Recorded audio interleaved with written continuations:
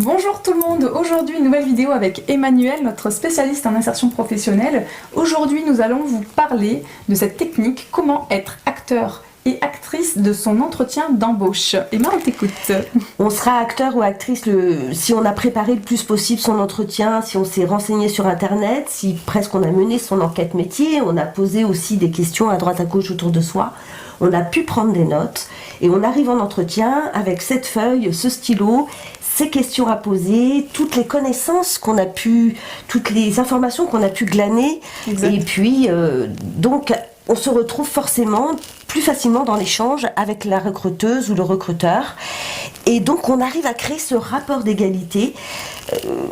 Voilà. On a des questions à poser, l'autre aussi en a sur nos compétences. Nous, on a des questions à poser sur leur fonctionnement, le rythme, les compétences qu'ils cherchent à avoir, et puis ce rapport qu'on va avoir dans la hiérarchie, comment ça fonctionne, est-ce que l'équipe s'entend bien, est-ce que les rapports hiérarchiques sont doux et fluides, est-ce que c'est très rigide. On peut se permettre de poser des questions nuancées, bien évidemment, pour savoir à quelle sauce on pourrait être mangé dans le cadre professionnel.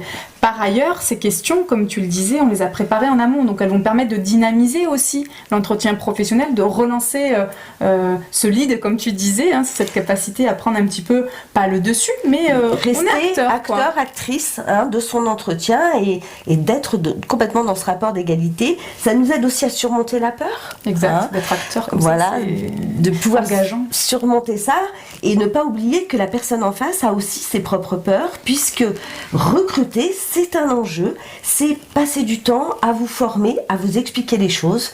Donc le rapport d'égalité, il est bien là. Exact, parce que c'est un investissement pour l'employeur ou l'employeuse de passer du temps, comme tu l'as si bien dit Emma. Donc l'enjeu est énorme aussi en face. Donc c'est vrai qu'en général, les personnes qui vont à un entretien d'embauche ont la boule au ventre, mais sachez que le recruteur ou la recruteuse aussi a des enjeux capitaux. Donc de pouvoir se dire que personne n'est supérieur à nous et nous ne sommes supérieurs à personne permettra aussi d'envisager cet entretien avec beaucoup plus de douceur et de sérénité.